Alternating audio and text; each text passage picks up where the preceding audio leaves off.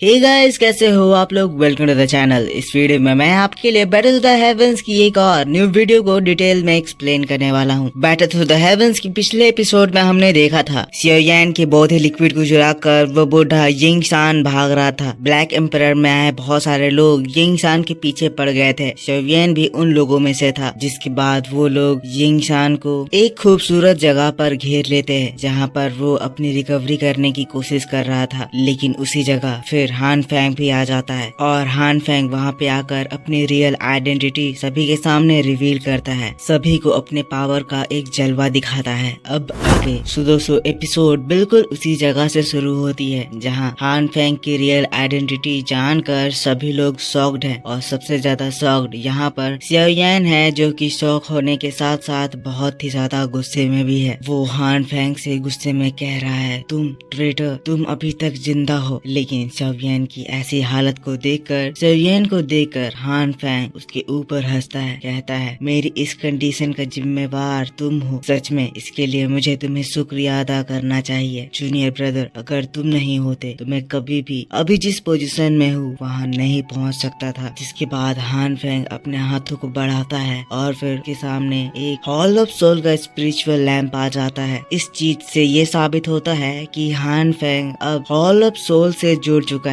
यूँ तो उस वक्त हॉल ऑफ सोल का पर्सन हान फेंग के सोल को कैप्चर करके अपने किसी काम में लेने के लिए ले गया था, पर लकीली हान फेंग को हॉल ऑफ सोल ने एक्सेप्ट कर लिया और वो हॉल ऑफ सोल का एक गार्जियन बन गया है। अब ये बात कितनी ज्यादा खतरनाक है ये हम सभी को पता है, क्योंकि हमने अभी तक हॉल ऑफ सोल के बहुत सारे गार्जियंस को देखा। वेल यहाँ पर ये हान फेंग उन गार्जियंस जितना तो अभी तक ताकतवर नहीं हुआ है, पर स्टिल ये बहुत ज्यादा ताकतवर हो गया है। ये अभी दाओ जोंग लेवल पर पहुंच गया है। लेकिन दोस्तों तब हम लोगों को इस बीच में यिंग सान को दिखाया जाता है, जो कि इन दोनों के बीच के बहस का फायदा उठा रहा होता है। यानी कि यहाँ पर ये बंदा अपनी जो भी कल्टीवेशन कर रहा था, इन लोगों के यहाँ पर आ जाने की वजह से वो डिस्टर्ब हो गया था, उसी को ये लास्टली इस वक्त पर कंप्लीट करने लगता है। थोड़ी ही देर में हम देखते हैं यिंग सान का वो प्रोसेस कंप्लीट हो जाता है और दोस्तों वो यिंग सान अपने हाथों के इशारों से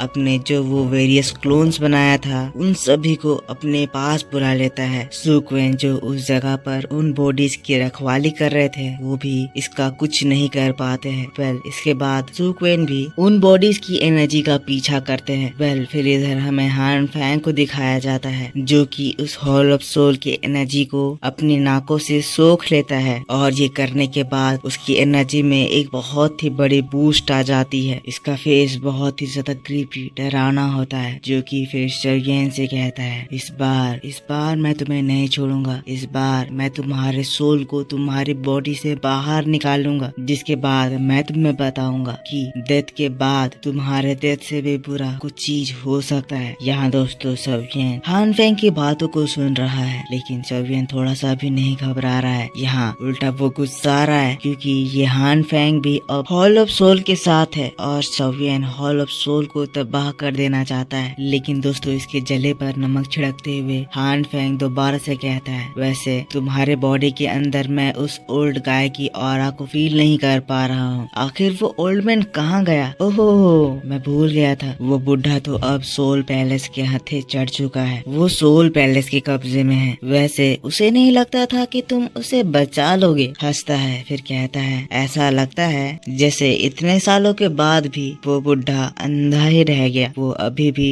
अपने डिसाइपल को सही से चुन नहीं सकता है। हान फेंग जोर जोर से हंस रहा है, शर्यन को चिढ़ा रहा है और शर्यन बहुत ही ज्यादा गुस्से में है। चिल्लाते हुए हान फेंग से कह रहा है, हान फेंग धोखेबाज, मैं तुम्हें जरूर मारूंगा और इस बार तुम मेरे हाथों से नहीं बच पाओगे। अगर इस बार मैं तुम्हें अपने हाथों से जाने दे दिया तो मैं ह्यूमन बीइंग कहलाने के लायक नहीं रहूंगा। शर्यन की बातों को सुनकर सभी लोग शॉक्ड हो जाते हैं। यहाँ पर जियान हान फेंग को मारने के लिए रेडी हो जाती है। जिसके बाद हान फेंग, जो कि शर्यन की इन धमकियों को बिल्कुल ही लाइटली ले रहा है, कहने लगता है, जूनियर तुम सच में बहुत ही ज्यादा हिम्मत वाले हो। मैं जानता हूँ तुम मुझे मारना चाहते हो और ये तुम्हारी दिली इच्छा है, पर अगर तुम्हारा मन मुझे मारने का है तो सबसे पहले तुम्हें अपनी क्वालिफिकेशन देखनी होगी। क्या तुम मुझे मारने के लिए क्वालिफाइड हो? और दोस्तों इस जगह रियली में शर्यन हान फैंग को बिल्कुल नहीं मार सकता है। लेकिन दोस्तों तभी हम ग्रेट एल्डर सू क्वेन को देखते हैं। सू क्वेन उस जगह पर आते हैं और फिर हान फैंग की बातों का जवाब देते हैं। कहते हैं तो तुम्हें क्या लगता है मैं तुम्हें मारने के लिए क्वालिफाइड हूँ या नहीं? सू क्वेन को देखकर हान फैंग डर जाता है। सू क्वेन कहते हैं मैंने ये एक्सपेक्ट नहीं करा था कि तुम सरवाइव कर जाओगे, पर यहाँ तुम बस सरवाइव ही नहीं बल्कि दाओजोंग लेवल को भी ब्रेक थ्रू कर लिए। खैर पिछली बार तो तुम मेरे हाथों से बच गए थे, वो एक गलती थी जिसका फायदा हॉल ऑफ सोल के पर्सन ने उठाया, पर इस बार मैं तुम्हें बचने नहीं दूंगा। इस बार मैं श्योरली तुम्हें मार डालूंगा। अपने आप को इतना होशियार मत समझो, जैसे कि तुम एक बार बच के भाग गए तो तुम एक सक्सेसफुल विलन बन गए हो। तुम्हारी इतनी क्वालिफिकेशन नहीं है कि तुम इस बार हमारे हाथों से बच के निकल जाओ। शवियन सू क्वेन को देखता है तो उसके दिल में राहत आती है, जिसके बाद वो सू क्वेन से पूछता है ग्रेट एल्डर आप यहाँ तक कैसे पहुँच गए? जिसके बाद फिर सू क्वेन शवियन को बताते हैं शवियन तुमने सही समझा था, वो बॉडीज यिंगसान से अभी भी रिलेटेड थी। थोड़ी देर पहले मैंने देखा कि यिंगसान की बॉडी उस जगह से डिसअपीयर हो गई, तो फिर मैंने उन एनर्जीज का पीछा किया और उसके जरिए मैं तुम लोगों तक पहुंच गया। अब इधर हम लोगों को यिंगसान को दिखाया जाता है जिसके पास उसके बॉडीज पहुंच चुके हैं और वो आदमी अब फिर से पहले जितना ताकतवर हो गया है। पिछले एपिसोड में हमें बताया गया था कि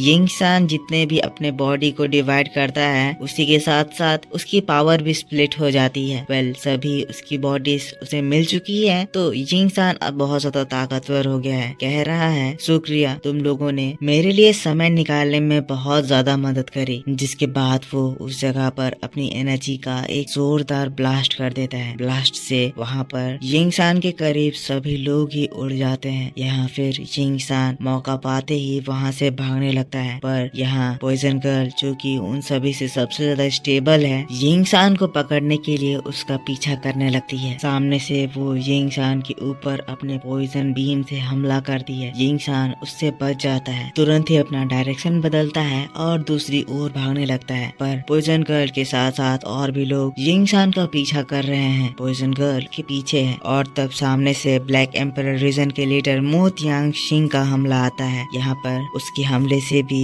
ये यिंगसान बचता है। तो फिर दूसरी ओर से हम लोगों को शवियन और सू क्वेन का हमला दिखाया जाता है। इन लोगों ने सभी ओर से इस यिंगसान को घेर लिया है। इस वक्त हान फैंग भी इस यिंगसान को मार रहा है। ये भी यिंगसान को उस बोधि लिक्विड के साथ यहाँ से बाहर जाने नहीं देने वाला है। ये यिंगसान उन सभी लोगों के हमलों को एक एक करके रोकते हुए वहाँ से भागे जा रहा है। पॉइजन गर्ल उसके ऊपर ताबड़तोड़ हमला कर रही है। वही तभी हम देखते हैं हान फैंग यिंगसान को सामने से ब्लॉक करता है और उसके ऊपर अपने न्यू पावर से एक जोरदार हमला करता है। हमला बहुत ज्यादा खतरनाक होता है, इतना ज्यादा खतरनाक कि इसके टकराते ही वहाँ पर आसमान गूंज उठता है। हान फैंग के हमले से यिंगसान बहुत ज्यादा इंजर्ड हो जाता है, वो रुक जाता है और सभी लोग यिंगसान को घेर लेते हैं। जिसके बाद हान फैंग यिंगसान से कहता है इंडीड तुम्हारी टेक्निक बहुत ही ज्यादा अच्छी है, पर तुमने कुछ ज्यादा उम्मीद लगा लिया है कि तुम यहाँ हम लोगों के हाथों से बचकर भाग पाओगे। यिंगसान भी फिर अपने चारों ओर देखता है। यहाँ पर चारों ओर से चारों दाओजोंग उसको घेर लिए हैं। कह रहा है यहाँ पर ये 4 दाओजोंग है, इन लोगों के बीच से